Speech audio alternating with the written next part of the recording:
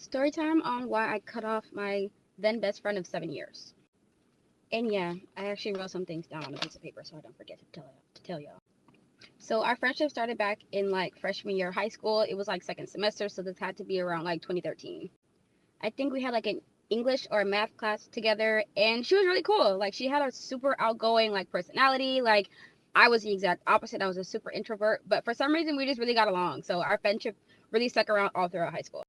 She would do like little things in high school that would kind of make me raise an eyebrow. Like whenever we were like walking together, and mind you, she was popular, she was a cheerleader, I totally get it.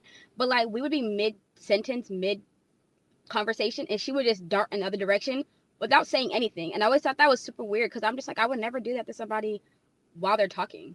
So I overlooked that red flag, and eventually we graduate, and she goes to school like 4 hours away, but she still comes back to see her boyfriend who lived like 15 minutes from me. So let's just keep that in mind. At the time, I was still living with my parents, and the only time she would like come to town or like ask to see me is when she needed like me and my mom to like pick her up from, I think it was a train station or the flyaway, to go take her to her other friend's house. At no other time during her stay there did she come and hang out with me. She just used me for a ride. It was my mom's car. Fast forward, we're like still friends. We still like talking on a somewhat consistent basis. And whenever she would come out here, she would only come out here to see her boyfriend. And she really wouldn't even tell me that she was coming to town. Like she would accidentally like tell on herself, like during conversation. She's like, "Oh, me and my boyfriend did this and this." I'm like, "Oh, you were just out here? Like, why didn't you say anything? We could have just like hung out." Like, he lives 15 minutes from me, so it's not like you have to go out of your way to come and see me. And mind you, like, we're supposed to be best friends. And it was one specific instance where me and her actually did get the chance to hang out. I had picked her up from her boyfriend's house. We had gone to the mall. We were hanging out. While we were at the mall, it was like two boys. They tried talking to us, but we both brushed it off because we both had boyfriends. There was really nothing to talk about. And then we went to go meet up with both of our boyfriends for lunch. Now, this is like a little bit post COVID, so you could order food at restaurants, but you really couldn't sit down and eat. So we had to take our food to go, and we were gonna go take our food to one of the view spots that we really like to go chill at. On the way to the view, mind you, my boyfriend's driving, I'm sitting in the front seat, and then it's her and her boyfriend in the back seat. She brings up the boys that tried talking to us in the mall, and I don't really like feed into it too much, but like, yeah, they were just trying to talk to both of us, blah blah blah. And this is where it got weird. I get a text from her that she meant to send to her boyfriend, and it said, "Oh, they were really trying to talk to me. They weren't trying to talk to her." I was like, I literally turn around and show her, and I'm like,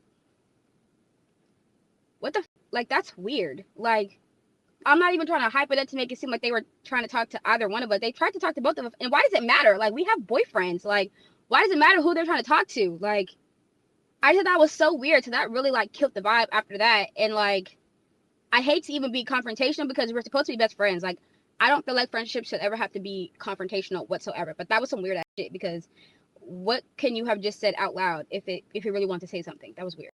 So I let that go. And she would occasionally come and tell me like that some people were talking about me. I guess like some people or guys or girls from high school we went to. Mind you, like I wasn't really friends with too many people, so you really had to go out of your way to talk about me. And she would tell me, "Oh yeah, somebody's talking about you. They said X, Y, and Z." I'm like, "Okay, well, who said it?" "Oh, I can't tell you that." Why? Like, why can you not tell me? Like, are you not my best friend? Because in my head, if you can't tell me who said it, you must have been sitting in there chiming in on it too. Because as my best friend, you would absolutely let me know because you couldn't have came to my defense. Because if you were in my defense, you would have told me who said it so we could go handle the problem ourselves. Or at least let me stick up for myself and say something to whoever said it. But no, you want to play both sides, and I don't like people who do that. So like after that, like our friendship was slowly kind of like coming to an end. Like the conversations became like less and less. It really didn't help that she lived 4 hours away or went to school 4 hours away. It really didn't help, and it kind of was to the point where I was like, you know what, like the friendship really isn't there. I feel like it's one-sided. At one point, I felt like I was one always reaching out. She wouldn't reach out too much. Like the conversation was just dry. I was like, you know what, I'm kind of just gonna leave it alone.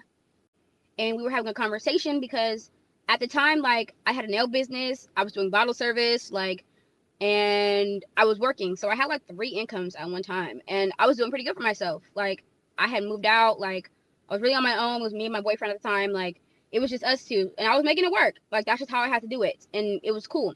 And she was like, "Well, you should have just stayed with your parents and stayed so that way you didn't have to drop out of school."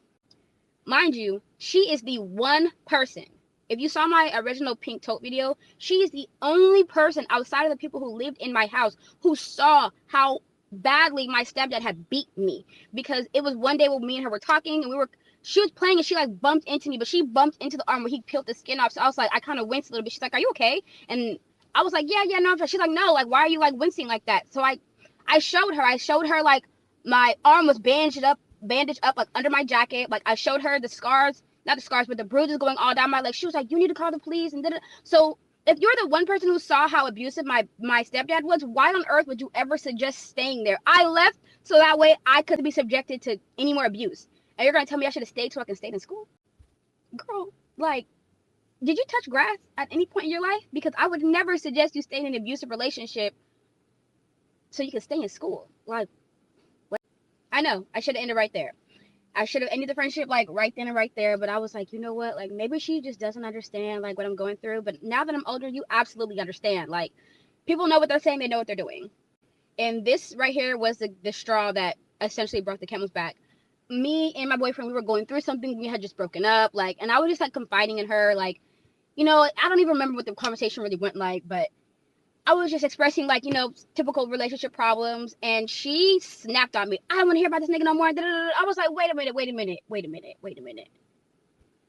Whenever you come to me with the problem between you and your relationship, do I ever snap at you and tell you I don't want to hear it?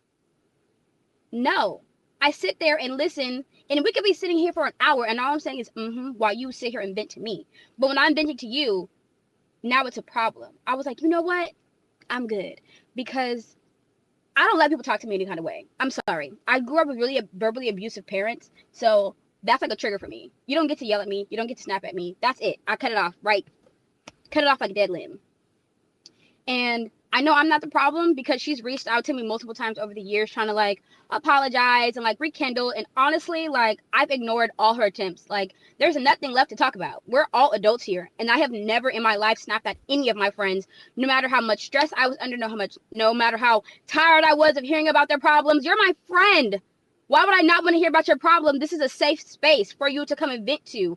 I didn't have any other like real sorts of like, I didn't have a mom. I don't have a big sister. I don't have a cousin that I can go to. So low key, she was kind of like she was like my outlet. And I'm gonna be real with you, she got a sprinkle really going through. I was really taking everything on the chin and not even really telling anybody my problems. I'm over here talking to you about my relationship problems, and you're snapping on me. Yeah, the friendship had to go right then and right there. Like, it was done after that. Like, she's tried to reach out. I don't have nothing to say. Like, and we're all grown now. This happened like what, 3 years ago, and I'm cool. Like, there's a list, baby. There's a list of egregions. I'm straight.